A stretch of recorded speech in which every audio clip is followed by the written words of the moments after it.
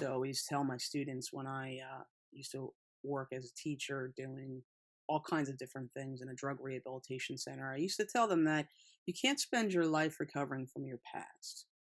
And one of the reasons why that's so essential to continue to tell yourself is because we get so wrapped up in our own stinking thinking, and the messages we're receiving is, they're bombarding us, and there isn't a whole lot of um, peace that's being pushed out there.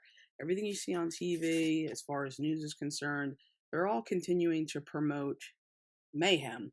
It's pretty much that. So, what we need to do is we need to understand that we do have control over our minds. We do have control over the things that we say and do in regard to how we feel. Just because I feel one way doesn't mean that it's okay for me to respond in a certain way. We teach our children when they're young.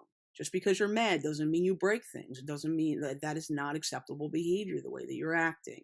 And we continue to train them from the time that from the time they're first in a mind of understanding, in order to slide in underneath that foundation and try to get them to really put that as part of their character, so that they know that it is not okay to freak out and scream and yell and holler when you don't get your own way.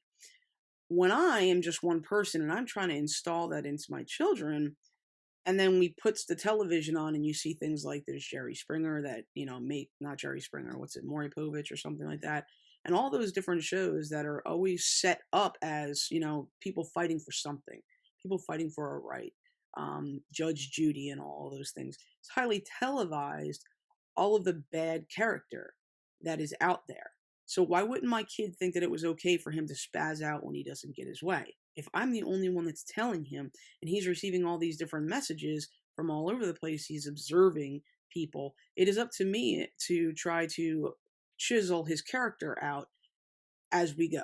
And as I learn more about him and I learn how he responds and reacts, it allows me to be able to put some solid foundation in his life so that he can understand that, there are ways of doing things and there are ways of not doing things. And just because you see other people doing them does not mean that it makes it an acceptable thing to behave irrationally.